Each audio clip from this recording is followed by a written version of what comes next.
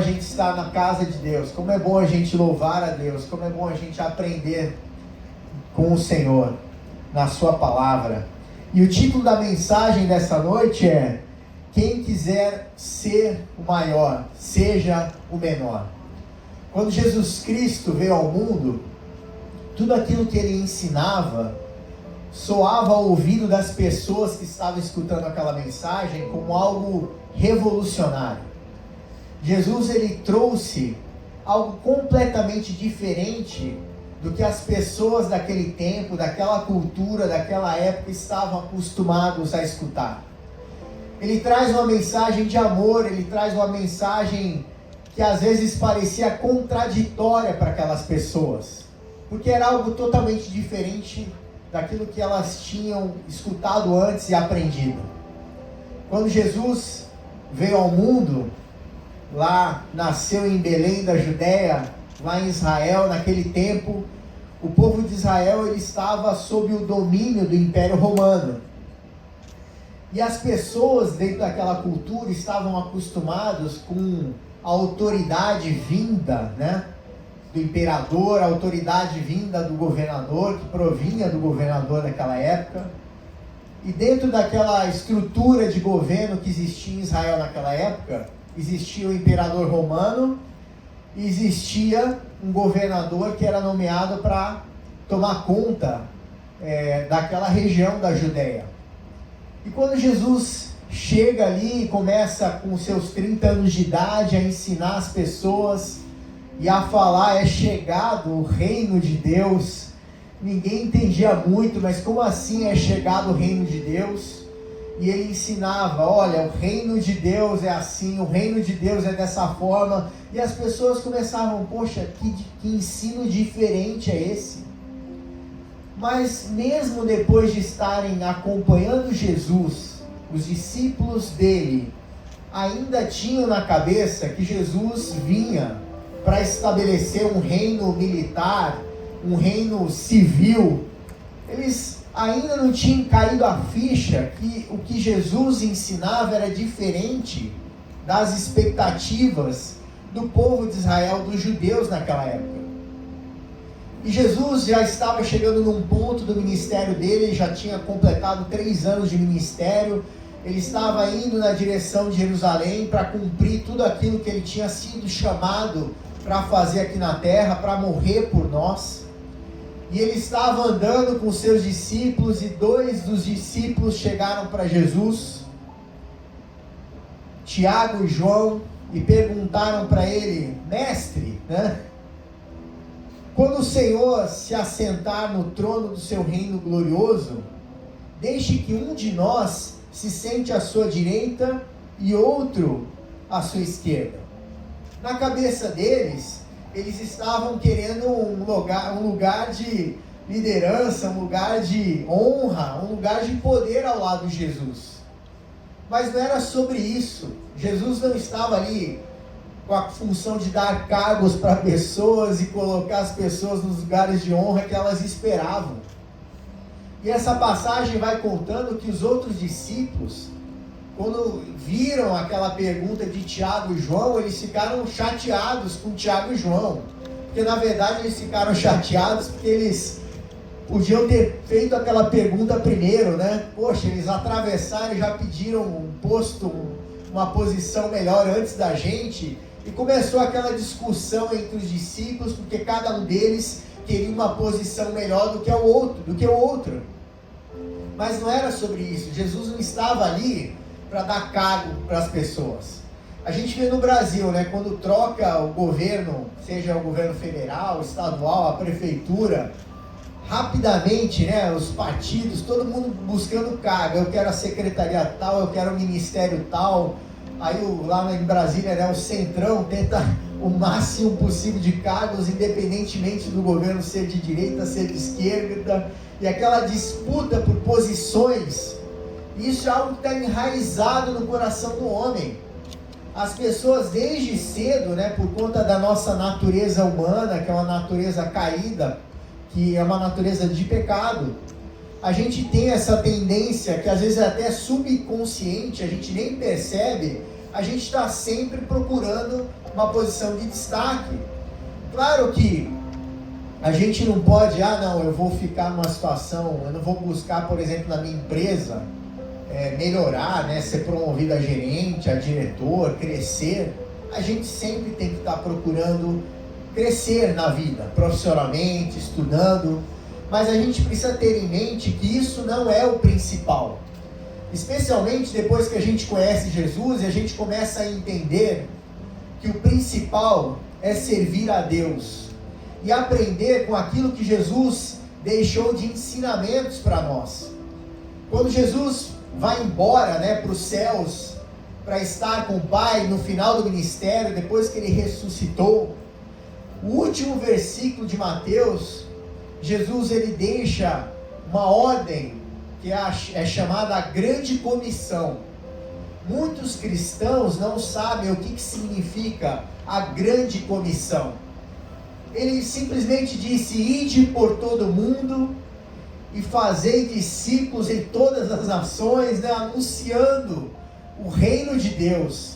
Ele deixou uma ordem ali para que os seus discípulos, os que seguiam a ele, seguissem continuando a sua missão aqui na terra. E esse é nosso papel, essa é a nossa missão principal aqui na terra.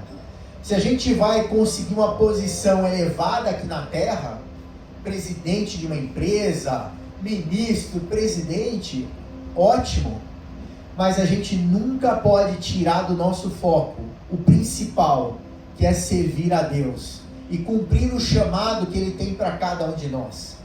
Porque as posições vão passar, as carreiras vão acabar, e o que vai restar?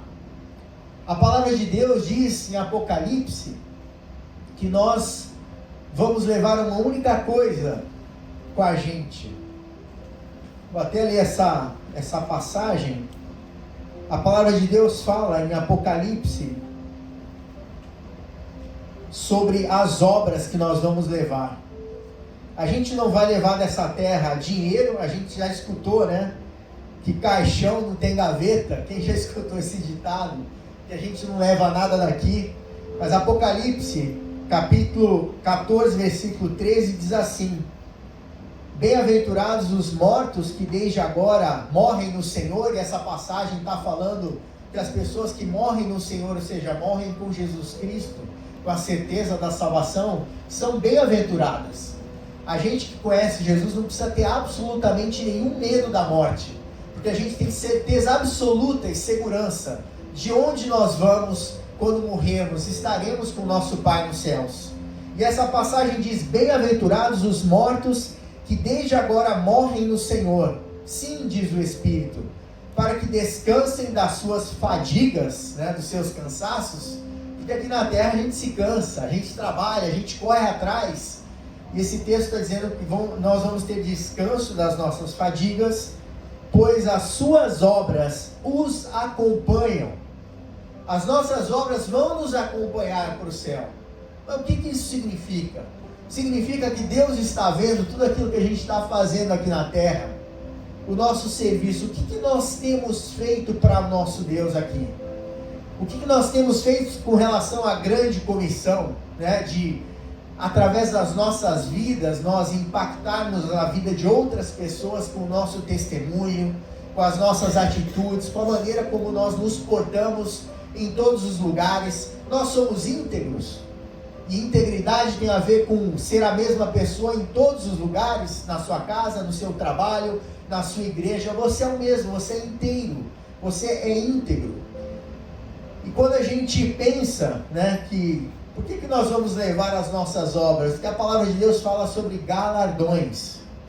Galardões são recompensas que Deus dará às pessoas quando nós chegarmos no céu.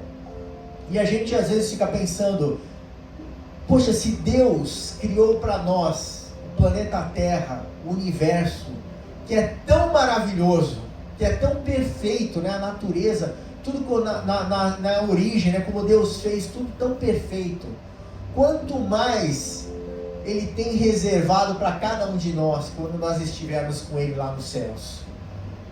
ir para o céu não é para um lugar branco, né? Vai ter uns anjinhos tocando flauta, uma trompetinha. Não, é muito mais do que isso. O céu é colorido. Você acha que Deus, que fez a terra tão maravilhosa, com tantas cores, vai fazer, né, como os filmes retratam, aquele negócio tudo branco, né? Não, Deus é um Deus criativo, é um Deus maravilhoso, é um Deus que fez tudo tão perfeito. E quando os discípulos, Tiago e João, estavam ali discutindo e debatendo entre eles, quem deles teria a melhor posição, Jesus diz para eles, ele falou assim: não cabe a mim escolher quem vai sentar à minha direita e à minha esquerda, não sou eu que vou definir isso, é o meu Pai, é Deus que vai definir isso. E ele continua, e os discípulos ficaram surpresos com aquela resposta, e Jesus fala para ele: como vocês sabem, os governadores dos povos pagãos, aqueles que não acreditavam no Deus de Israel, o Deus de Jesus, têm autoridade sobre eles e mandam neles.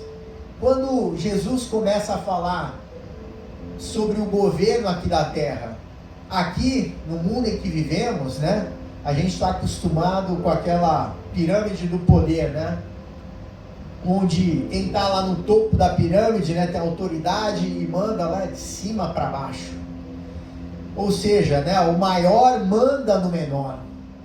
E Jesus, ele subverte a lógica do que as pessoas daquele tempo estavam acostumados. Eles tinham expectativa, os discípulos, de estarem em posições de poder, e mal sabiam eles que, né, dos 12, até o Elias falou no domingo passado, dos 12 apóstolos, né, tirando Judas, né, que traiu, mas os 11 que sobreviveram daquela leva de 12, depois veio o apóstolo Paulo, né, 11, né, 10 tiveram uma morte terrível, foram martirizados. Então, qual foi a promoção que eles receberam? A nossa promoção não está aqui na terra. A nossa promoção celestial, claro que a gente pode ainda aqui na terra colher os frutos de andarmos ao lado de Deus, frutos de bênção sobre as nossas vidas, bênção sobre as nossas famílias, mas não significa que a gente vai viver aqui uma vida livre de problemas e de dificuldades. A nossa premiação, né, a nossa recompensa maior está nos céus, o dia em que estivermos lá ao lado do nosso Pai. E os discípulos estavam naquele momento, ainda não tinham consciência do significado do ministério de Deus, de Jesus Cristo aqui na terra, estavam ainda com aquela mentalidade de poder, de ter, quero um cargo, quero uma posição. E a gente às vezes, sem perceber, começa a agir da mesma forma. A gente tira o nosso foco de Deus, a gente tira o foco daquilo que Deus nos chamou para fazer aqui na terra por Ele e para Ele, e a gente começa a colocar o nosso foco nas circunstâncias, nas situações, no nosso futuro que a gente tem, né? Aquilo que a gente pensa no nosso coração com relação ao nosso futuro, quando na verdade a gente deveria focar no presente, focar em Deus e falar: Deus, eu entrego o meu futuro a Ti. No presente eu vou fazer tudo o que é possível para Te servir da melhor maneira possível, para buscar a Tua presença, para andar nos Teus caminhos. Se a gente coloca o nosso foco em Deus no presente, o nosso futuro a gente não precisa se preocupar com ele. Porque quando a gente coloca o nosso foco em Deus no presente, significa que a gente vai fazer aquilo que Deus quer que a gente faça. A gente vai buscar andar fazendo a vontade de Deus para as nossas vidas. Significa que a gente vai, como diz a palavra de Deus, fazer tudo da melhor maneira possível. A Bíblia diz: tudo que te vier às mãos para fazeres, faze conforme, né, as tuas forças, coloque toda a sua dedicação, coloque todo o seu comprometimento em tudo aquilo que você faz. Se você está no emprego, você vai se dedicar, você vai servir a Deus da melhor maneira possível no seu trabalho, sabendo que o vosso trabalho não é vão diante do vosso Deus. Então a gente começa a se comprometer com Deus no presente, sabendo que nosso futuro está assegurado e está nas mãos de Deus. E quando eles colocaram aquela preocupação, com relação ao futuro, que cargo eu vou ter, que posição eu vou ter, Jesus diz para eles lá em Marcos capítulo 10, versículos 43 a 45, disse assim: mas entre vocês não é assim. Não se trata de posição e daquilo que vocês estão buscando hoje. Pelo contrário, quem quiser tornar-se grande entre vocês, que se coloque a serviço dos outros. E quem quiser ser o primeiro entre vocês, que seja servo de todos. Pois o próprio Filho do Homem não veio para ser servido, mas para servir e dar a sua vida em resgate por muitos. Deus está dizendo: olha, eu vim aqui para servir, para entregar a minha vida em serviço pela humanidade. E eu não estou aqui me autopromovendo, eu estou aqui promovendo o reino de Deus.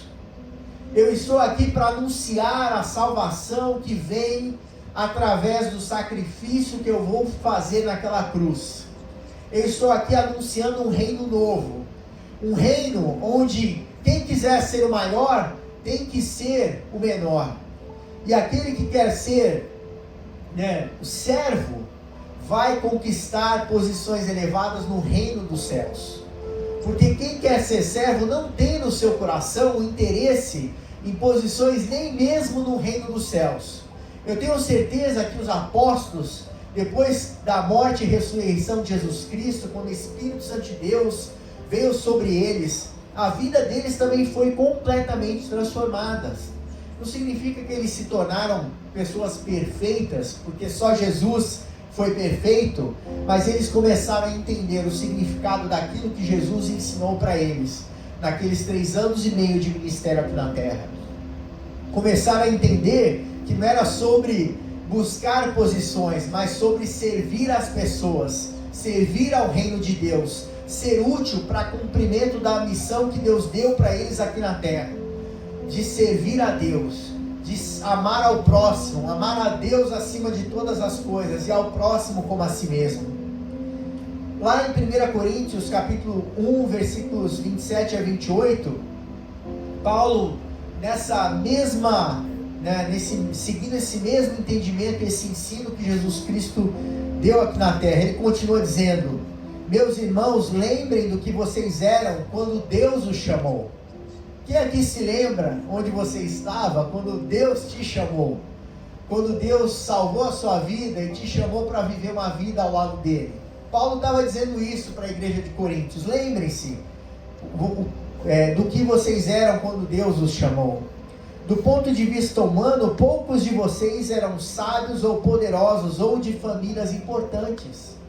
Poucos, a grande maioria das pessoas da igreja de Coríntios eram pessoas de origem muito humilde, pessoas pobres, pessoas simples, pessoas que não tinham muito conhecimento.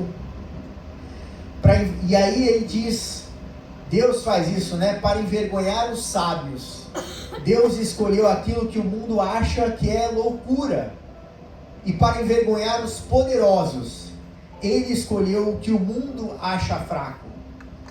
Deus escolhe aquelas coisas pequenas para fazer coisas grandes através de coisas pequenas. Para destruir o que o mundo pensa que é importante, Deus escolheu aquilo que o mundo despreza, acha humilde e diz que não tem valor. Talvez você possa pensar que você não tem valor. Talvez você possa pensar que não tem muito o que Deus fazer com o substrato, com a matéria-prima que você tem na sua vida. Mas não é por você, é por causa de Deus e daquilo que Ele é poderoso para fazer através de nós. Não é o nosso tamanho, eu sou grande, eu tenho posição, eu vim de uma família rica, eu vim de uma família com um alto grau de escolaridade. Não é sobre isso.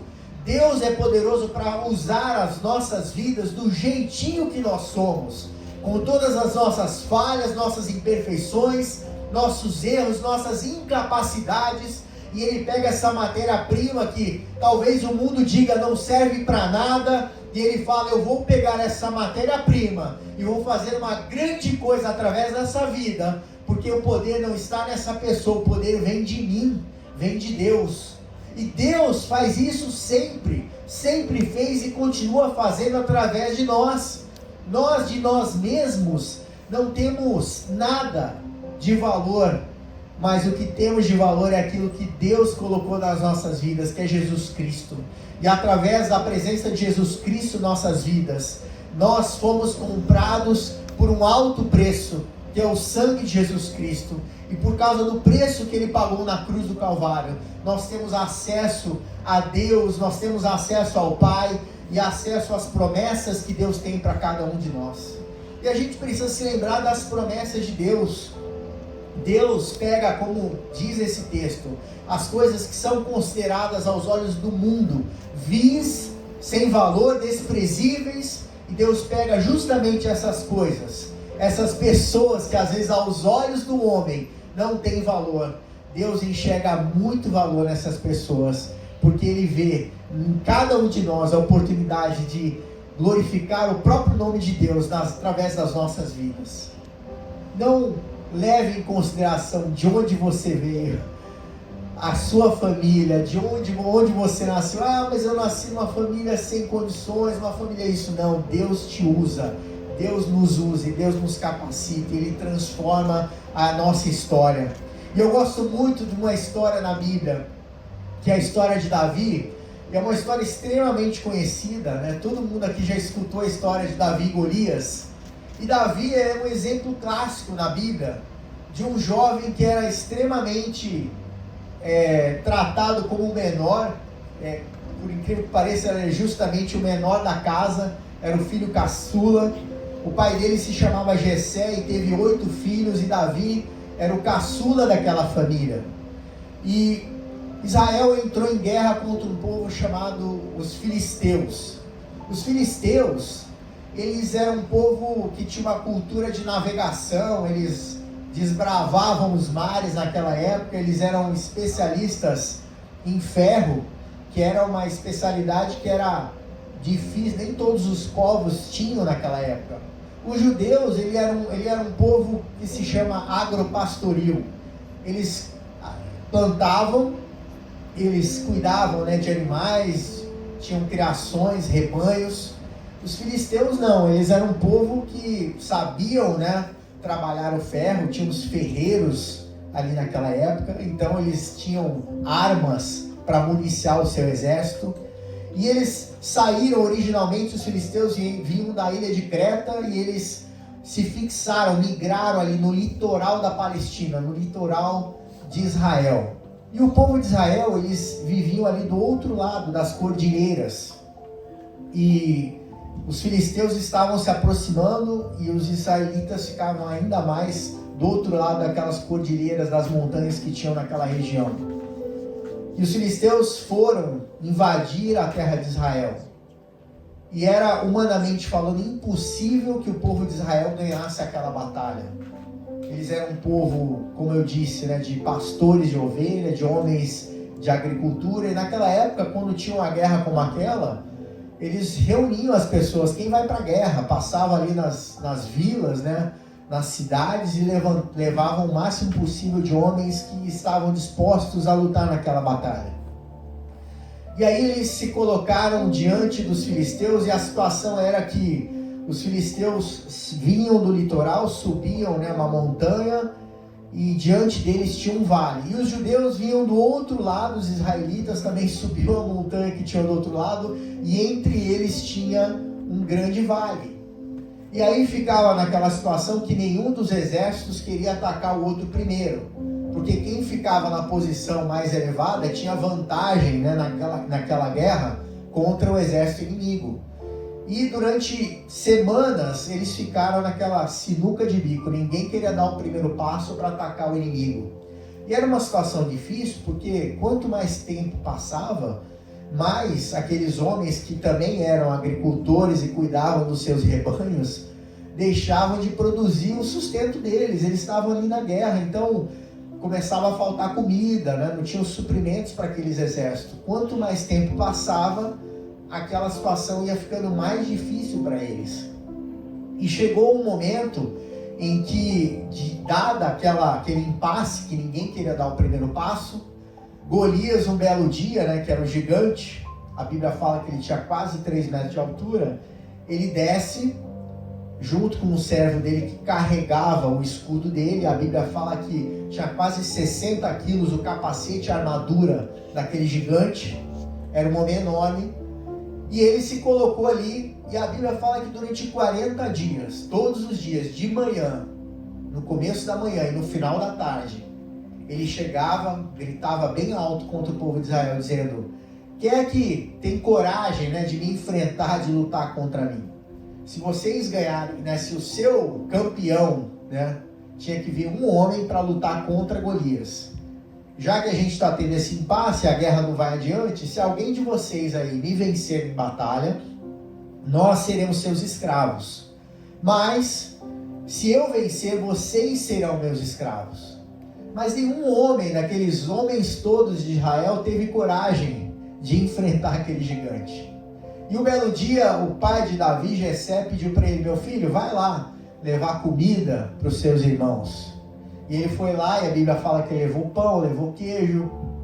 E Davi, imagina, um rapaz, um adolescente, todo curioso, no meio daquela bagunça toda, ele vai se aproximando, ele começa: o que está acontecendo aí? Que é esse cara gigante aí? E aí Davi, com toda aquela ousadia, imagine, Davi era um rapaz que tinha uma intimidade com Deus absurda, né? O escritor do Salmo 23, o Senhor é o meu pastor e nada me faltará. Ele era um jovem que tinha muita intimidade com Deus, que falava diariamente com Deus.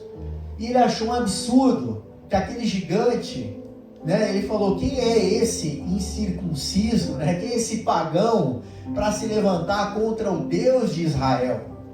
E aquela notícia de que tinha um rapaz que estava disposto, né, estava falando contra o gigante, chegou até o rei Saul.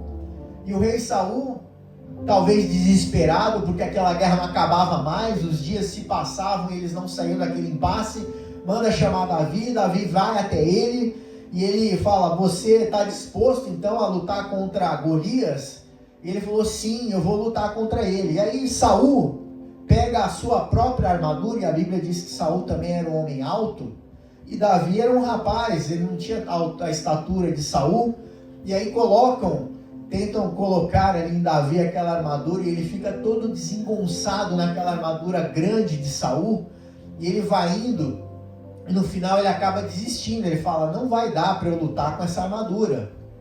E aí ele vai, a Bíblia fala que ele estava com um bastão, né, com um pedaço de pau, e ele vai lá no rio e pega 5 pedras lisas, e ele vai para aquela batalha.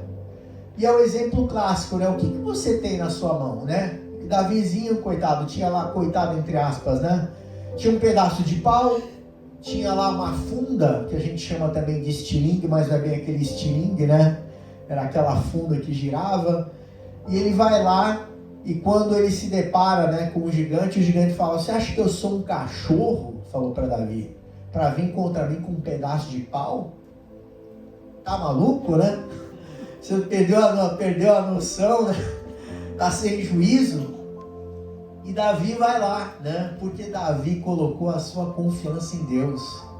Ele não estava depositando a confiança na espada de Saul, na armadura que emprestaram para ele, porque ele entendia que não era o tamanho dele, mas era o tamanho de Deus. Ele entendia que não é por causa da força dele, da nossa força, mas é por causa de Deus. Não é por causa do tamanho de Davi, mas é por causa do tamanho do Deus que Davi servia. Então não importa o obstáculo, a dificuldade que você esteja enfrentando, lembre-se que o seu Deus é poderoso para fazer tudo, muito mais, além daquilo que você possa pedir ou pensar, segundo o poder que em Deus opera. E foi com essa coragem, com essa fé, com essa confiança em Deus, que Davi foi lá. E a Bíblia fala que ele acertou de primeira. Não foi nem na segunda, ele tinha 5 pedras. Mas na primeira pedra ele acertou. Eu até escutei um comentarista, né, ali, dizendo que o gigante Golias, dizem que ele tinha outros 4 irmãos. Né? Tem até uma passagem em 2 Samuel que fala sobre outros 4 gigantes, não necessariamente seriam irmãos de Golias, mas ele levou 5 pedras, né? Quem sabe os irmãos venham também, tem mais uma para cada uma, né? A gente não sabe, isso é uma especulação, Mas ele foi lá e girou, e a Bíblia fala que de primeira ele acertou a pedra. A palavra de Deus fala que a pedra entrou na cabeça, tal foi a força, né, daquele lançamento. Dizem que a pedra girava a 35 metros por segundo, e acertou, e na hora aquele gigante caiu. E a gente escuta, quando eu aprendi na escola bíblica dominical, sobre a história de Davi, né, aquela história bonitinha, né? Claro que a gente tem os detalhes. Ele simplesmente subiu em cima do corpo daquele gigante, colocou os pés em cima, pegou a espada daquele gigante, arrancou aquela cabeça, cortou a cabeça. E a Bíblia fala que ele levou aquela cabeça até Jerusalém. Imagine só, aquele rapazinho pequeno carregando aquele cabeção, né, de Golias até Jerusalém. E aquilo ali já começa até a feder, né? Aquele sol naquela região da Palestina, ele carregando aquele cabeção, né? Talvez nem desse mais para carregar pelo cabelo, não sei nem como ele carregou aquilo, mas ele entrou em Jerusalém. E quando a gente coloca a nossa confiança em Deus, Deus faz a mesma coisa com a gente. E eu vou falar sobre 3 pontos que eu queria que vocês marcassem nessa noite. Davi, ele tinha um coração de servo. Ele entendia que ele tinha uma missão de servir a Deus com a vida dele, com as atitudes. Ele serviu a Deus como rei de Israel. Nós precisamos também aprender a servir como Jesus nos ensinou a servir.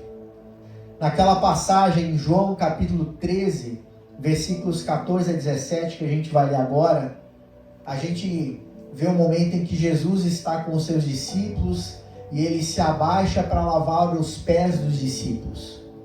E quando ele se chega para Pedro e fala: Pedro, eu vou lavar os seus pés. Pedro fala: jamais, você não vai lavar os meus pés. Porque na cultura daquela época, só quem lavava os pés dos outros eram os servos, os escravos. Era muito comum, as pessoas andavam naquele deserto, né? Não tinham as ruas asfaltadas, era muita poeira e terra. As pessoas chegavam com os pés sujos nas casas das pessoas, e era muito comum, às vezes, claro, as famílias mais humildes que não tinham servos para fazer isso, mas mandavam lá os garotos, né? Vão os adolescentes, as crianças, lavam o pé do irmão, do tio, né? Do seu parente que chegou de viagem, vai lavar o pé. Então, essa posição de lavar o pé era para a pessoa menor dentro da casa.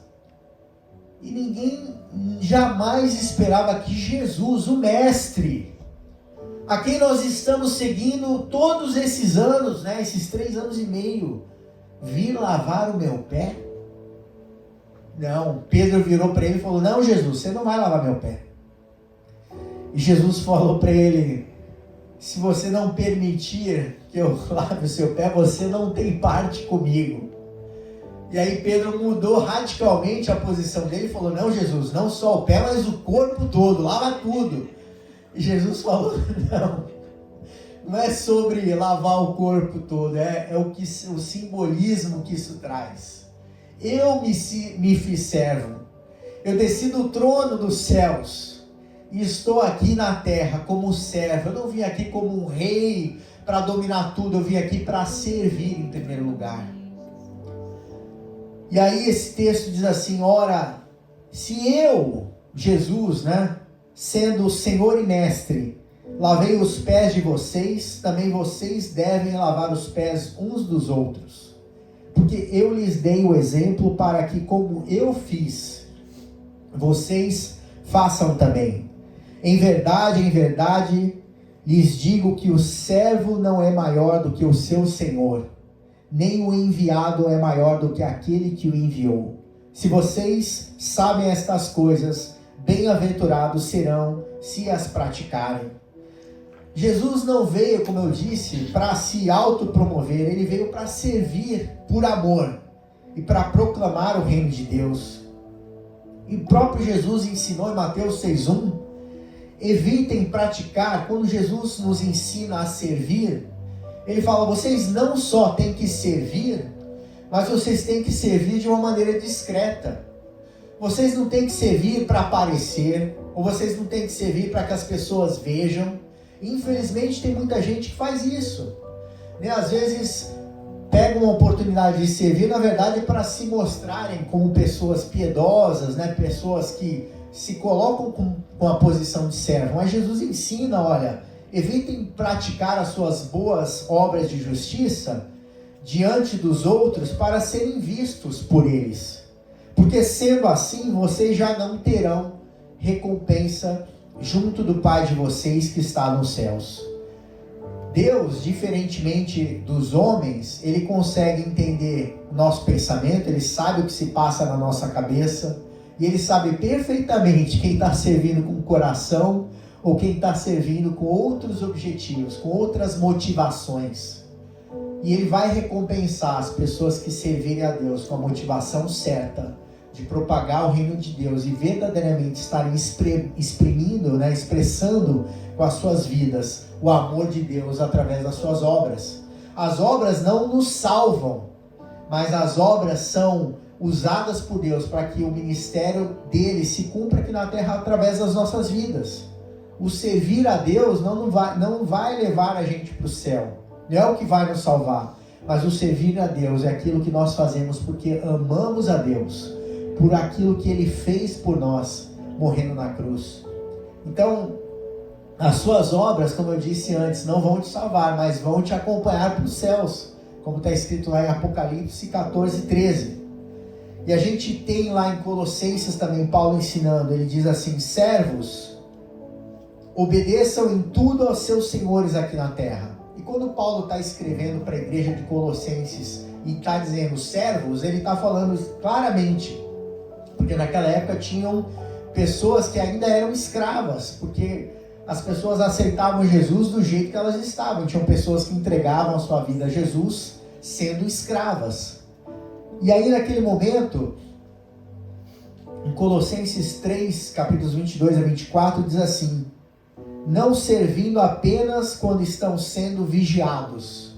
Né? Quem já viu, né, nas empresas por aí, quantas pessoas, né? Aquele famoso, o migué, né? O corpo mole, né? E esse texto fala isso: não servindo quando você está sendo vigiado. Você é a mesma pessoa quando seu chefe está na empresa, ou quando ele sai, quando ele viaja de férias, muda completamente, né? Você dá aquela descansada, né?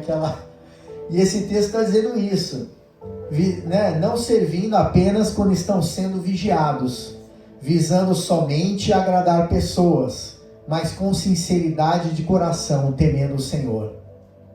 Tudo o que fizerem, façam de todo o coração, como para o Senhor e não para as pessoas, sabendo que receberão do Senhor a recompensa da herança. É a Cristo o Senhor que vocês estão servindo. Então, o primeiro ponto dessa mensagem é: aprenda a servir como Jesus. Assim como Jesus se tornou servo por causa de nós, nós precisamos, como discípulos de Jesus, seguir nessa missão de servir as pessoas com as nossas vidas, com as nossas atitudes, com a nossa postura no dia a dia, trazendo uma palavra de amor, trazendo uma palavra de conforto para aquelas pessoas que precisam. E o segundo ponto é: siga o caminho da cruz.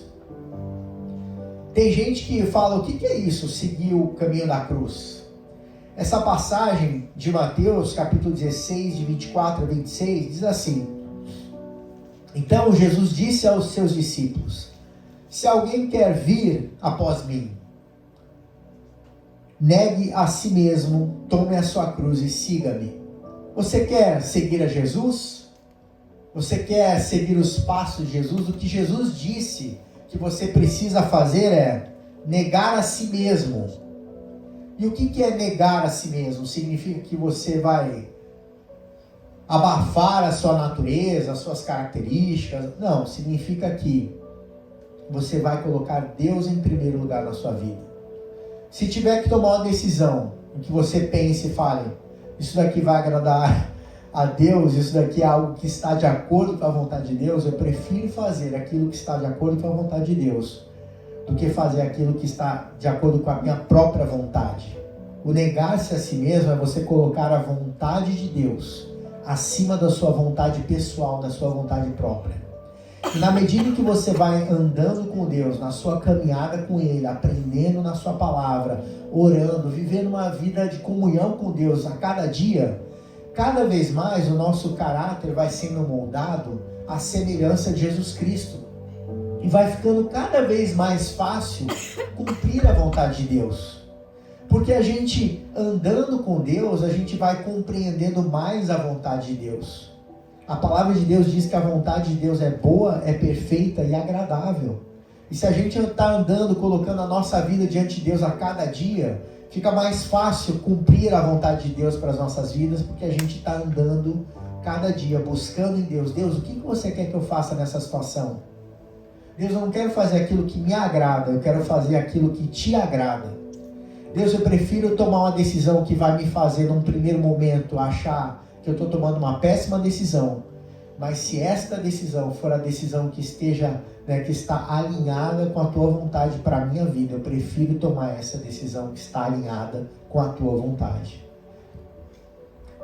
É isso que é tomar a sua cruz e seguir a Deus. É a cada dia você priorizar as coisas de Deus em detrimento daquilo que talvez seja mais confortável para você. Quando você é xingado no trânsito, quando você é maltratado na loja, quando você é mal recebido em algum lugar, é muito mais fácil você exercer a sua vontade própria, que é responder de volta na mesma altura, é xingar de volta, é tratar aquela pessoa que te tratou mal também, do que fazer a vontade de Deus e tratar bem aquela pessoa, responder com amor uma ofensa. Não é fácil, é muito difícil. Mas isso só vem através de um caminhar com Deus. Quanto mais você anda com Jesus, mais você se parece com Ele. E mais fácil fica cumprir os propósitos e fazer a vontade dEle aqui na terra. Esse versículo continua dizendo, pois quem quiser salvar a sua vida, a perderá. E quem perder a vida por minha causa, esse achará. De que adianta uma pessoa ganhar o mundo inteiro e perder a sua alma? O que dará uma pessoa em troca de sua alma? O que nós daríamos em troca da nossa alma, né? Para alcançar a salvação, qualquer coisa as pessoas dão. Se você chegasse para uma pessoa e falar, não, se você desse tudo que você tem, você vai ser salvo. Se você não der, você vai direto para o inferno, né? Não é isso, né? A gente sabe. Mas as pessoas fariam qualquer coisa para conquistar a salvação, se fosse possível comprar a salvação, dariam tudo que tinham. E Jesus está dizendo, olha, quem quiser salvar a sua vida vai perder, porque você está querendo, às vezes, isso tem relação direta com o exemplo que os próprios apóstolos de Jesus deram, né? Todos eles optaram por fazer a vontade de Deus até o final, mesmo com o custo da vida deles. Hoje, graças a Deus, a gente vive numa sociedade, num tempo, onde pelo menos aqui no Brasil, a gente não corre o risco de vida por servir a Jesus Cristo. A gente sabe que existem países, esses dias, até acho que estava falando com os meus filhos, estava falando sobre qual seria o país mais perigoso do mundo. A gente deu um Google lá, e o país mais perigoso do mundo é o Afeganistão. Recentemente, né, até o exército americano saiu do Afeganistão, ficaram anos lá, não conseguiram implementar, vamos dizer assim, o capitalismo lá ocidental, a estrutura e a cultura americana, porque eles vivem na forma deles, né, tem a cultura e a estrutura deles, e os Estados Unidos foi embora. E o Talibã tomou conta. Automaticamente expulsaram todas as mulheres das escolas. Mulher não estuda aqui. Mulher foi feita aqui na cultura deles para ter filho, para casar e acabou. Então assim, imagine, é o país mais perigoso do mundo porque as pessoas pegaram o arsenal de armas do exército americano. As pessoas têm muitas mortes, assassinatos lá até hoje. E se uma pessoa falar no Afeganistão que aceitou Jesus, ela é morta na hora. E quando Jesus está falando aqui, quem quiser salvar a sua vida, perdê-la, a gente pode ver um exemplo lá no Afeganistão. Se alguém entregar a vida para Jesus, vai ser morto. Mas se você quiser salvar a sua vida e dizer, né, se alguém lá dizer, não, eu prefiro mentir aqui, dizer que eu não estou seguindo a Jesus, vai perder a vida eterna. E a gente vive aqui no nosso país com muito conforto, com muita tranquilidade, tem tudo bom, tudo fácil, né? A gente tem liberdade de culto, podemos proclamar o amor de Jesus, podemos dizer em qualquer lugar que a gente serve a Jesus e não vamos ser mortos por causa disso. Mas o que a gente tem feito com todo esse conforto, né?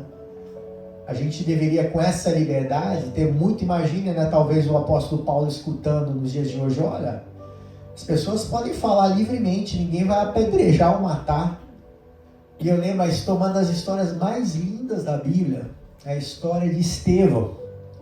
Estevão foi apedrejado porque ele estava pregando o evangelho, ele não negou a Jesus Cristo.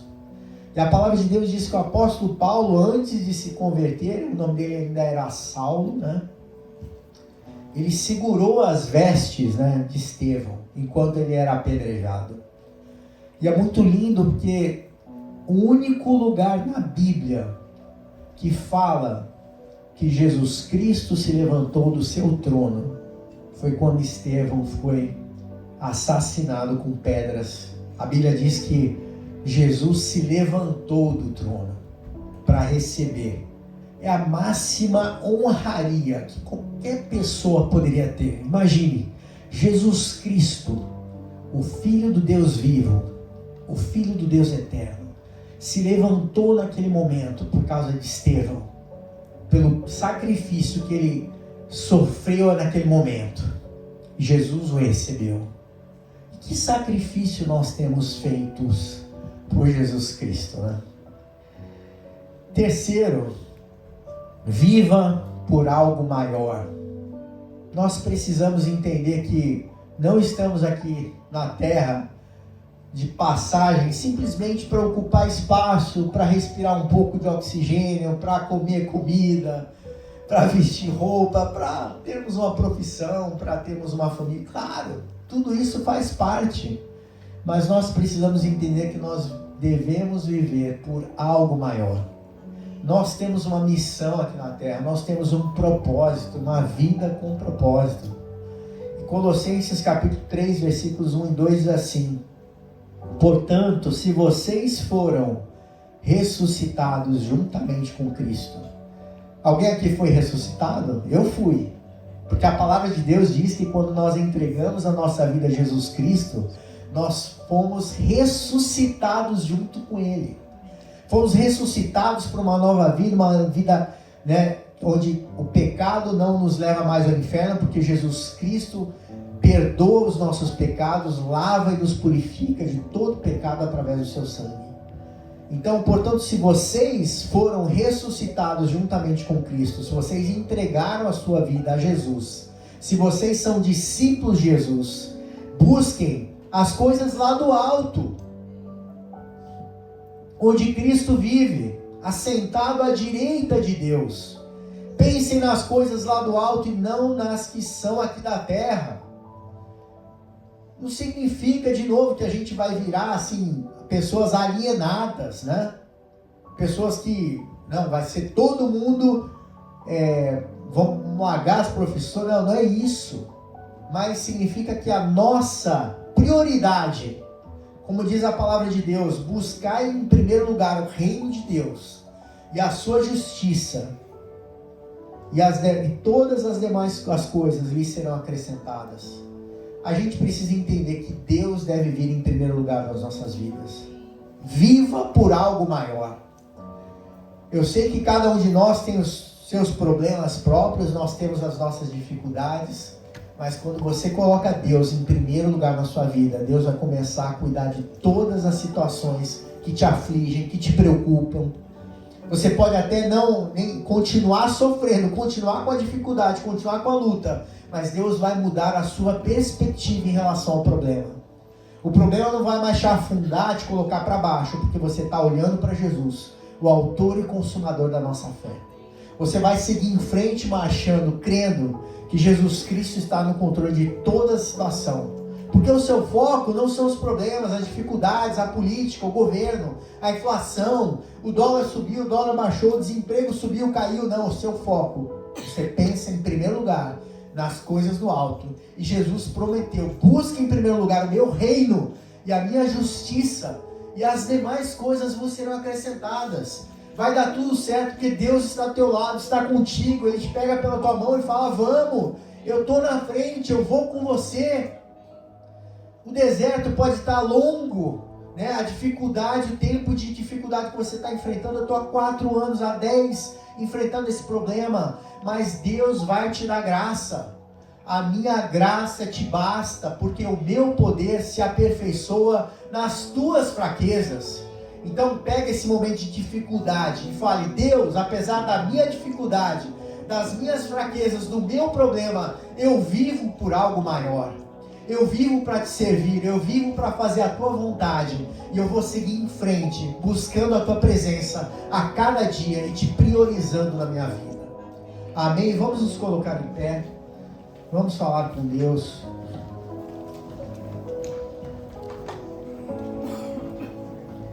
Vamos fechar os nossos olhos, por favor, inclinando as nossas cabeças, e comece a colocar a Deus aquilo que tem no seu coração. O que está se passando, né? Como é que foi, como Elias falou, como é que foi a sua semana? Talvez você chegou no domingo cansadaço, né? De tudo aquilo que você passou essa semana e dos problemas que você enfrentou.